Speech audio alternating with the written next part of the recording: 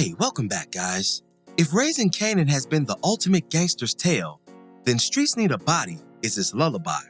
The catchy tune, performed by Kanan's right-hand man Famous and featuring his cousin Jukebox on the standout hook, has been a prominent aspect of the series thus far, subtly illustrating past events from the perspective of a witness posing as a participant.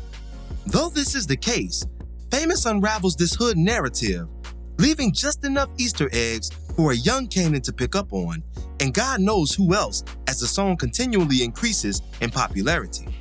In today's video, we'll be breaking down a few of those Easter eggs and the potential consequences they could have on the song's leading man.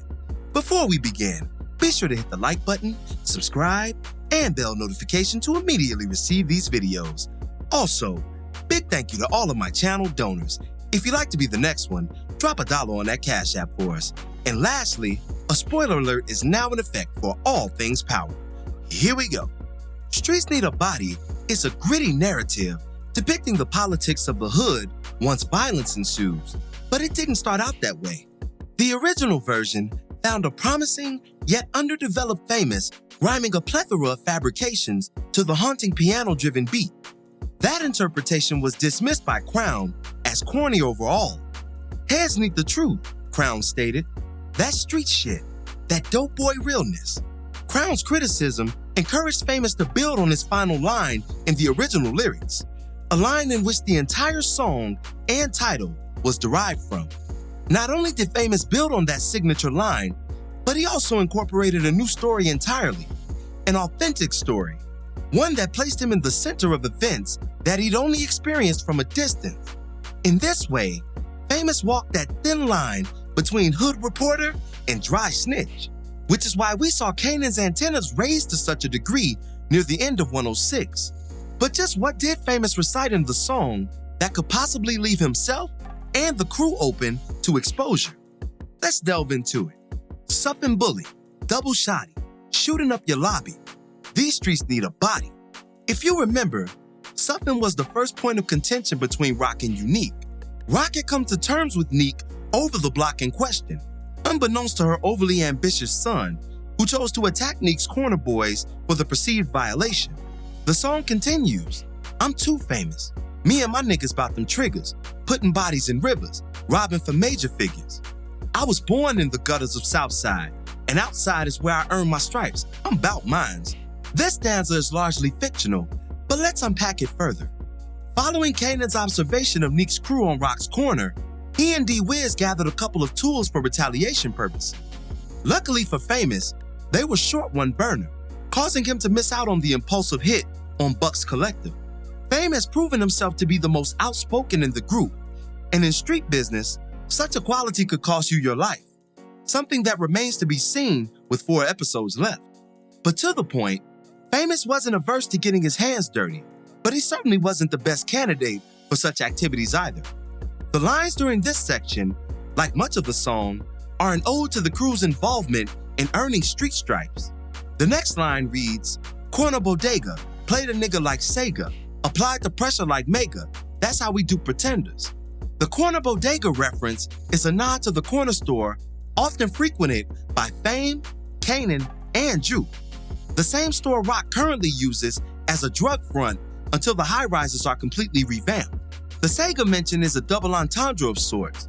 It not only covers the crew's affinity for arcade games, but also Kanan's stash house time passer, where he and Scrapper go back and forth on the sticks while on duty. This might be his truest line on the song, all things considered, although Fame's focus was beyond video games to a degree. This next section is where things really heat up. He continues, so fuck 4 quarters and 2 dimes. A shotty in a vest with 2 nines is how I dispute mines. This is where he veers into dangerous territory. 4 quarters and 2 dimes is a direct reference to Buck 20, the slain member of Unique's crew by Kanan and Wiz's hands. The 4 quarters, of course, equaling $1, and 2 dimes coming out to 20 cents. In Famous's reimagining, he's the gun-toter, judge, jury, and executioner. This super thug persona may sound good on record, but it poses major implications for the true culprits of Buck's murder. Or should I say, culprit. Remember, the phrase, streets need a body, was conveyed by Unique to Rock. The former made no promises in regards to retaliation attempts by Buck's loved ones, and Rock couldn't risk her son's well-being in the matter. This reality all but mandated D-Wiz's execution, subsequently removing the heat from Kanan's back. By Famous reconjuring these events and dissing the memory of the fallen street soldier, he's also potentially reigniting the flames of those who held Buck in high regard, thus placing the heat right back on any remaining violators, and himself ironically, though he was merely a bystander to the attack. Famous's diarrhea of the mouth just might get him more than what he bargained for as the song continues to hit, because rest assured, Streets Need a Body is a bona fide hit, and people aren't that stupid. Every fucking morning I'm looking to get the payout. Before you rob the stash house, better know the layout. Bullet spray out, niggas live and niggas die. Should have been a double homie, 2 niggas survived. Now I did just say people aren't that stupid, right? In this loaded stanza, Famous recounts the robbery and attempt on Kanan's life, something K divulged to him in the aftermath. The 2 niggas that survived what would have been a double homie was Kanan and his Uncle Marvin, of course. Moreover, this references another tugging of the lion's tail, metaphorically speaking, as Unique is still heated over the losses taken in the stash house hit, despite the spoils recovered. We know this due to how he did Scrap, who you guys won't allow me to forget is still alive, thankfully. These lines won't continue to go unnoticed. He later continues with, bagging the product, the streets need a body, I knew it before I got up. Your block shot up, 140 reasons why you no longer breathing, bitch ass we even. These lines are yet another reference to Buck's murder. Those 140 reasons why you no longer breathing are a parallel to the block of 140th and Suffin, the corner where Buck sold his last drugs, spent his last day, and lost his life. An added bitch ass we even will certainly turn some heads, both street and law enforcement potentially. More on that later. The last set goes as follows. It's Famous, but niggas on the news with my stainless.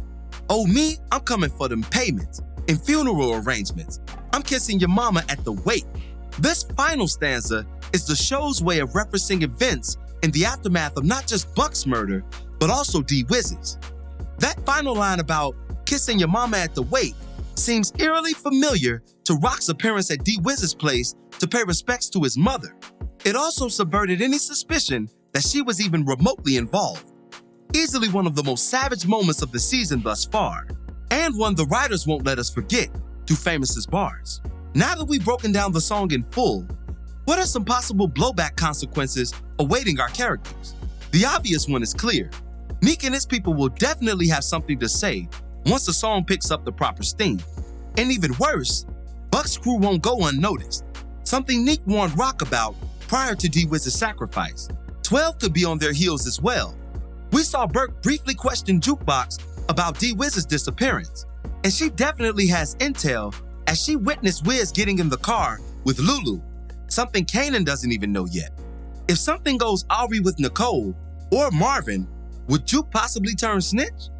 Remember, she did eventually become a cop, albeit a dirty one, and Kanan's words in the aftermath of her death back in book 1 were, quote, stupid bitch always running your mouth. There's a possibility there for sure, just going off of the evidence. But she may not need to as we dwell on it further. Famous, through his budding hit song, has provided a semi-roadmap for anyone with working ears and good sense. It's the epitome of dry snitching, something that's not a stranger to rappers throughout the years. We've all heard stories of rappers experiencing real-life consequences based on spewing too much through song. The dichotomy of keeping it real and covering one's own ass is prevalent in the genre. Ironically, even 50 Cent himself has been accused of this violation. For those of you who were outside circa 99 and 2000, you'll remember a little tune called Ghetto Kanan, Forgive Me. In that unreleased yet leaked song, 50 name-dropped a plethora of 80s drug figures, weaving the listener through the world of 80s drug dealers and kingpins hailing from Queens, most notably Kenneth Supreme Griff.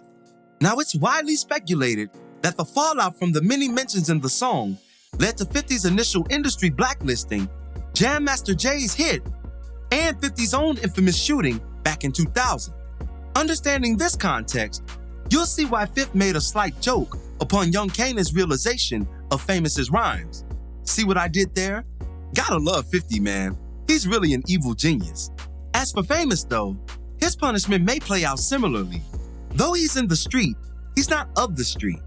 And hopefully, his hip-hop ambitions don't cost him his friends, his freedom, and ultimately, his life. And that'll do it for this one. What are some other clues that you noticed in Streets Need a Body that might have slipped my mind? Be sure to drop me your thoughts in the comments below. As always, I thank you for watching today's video. If you liked today's video, go ahead and drop $1 on that Cash App for us, hit the like button, share it with your friends who are Power fans, and subscribe for more content such as this. This is Rudy P. Magic of Rudy P. Magic Beats, and have a blessed one until the next one. Peace, y'all.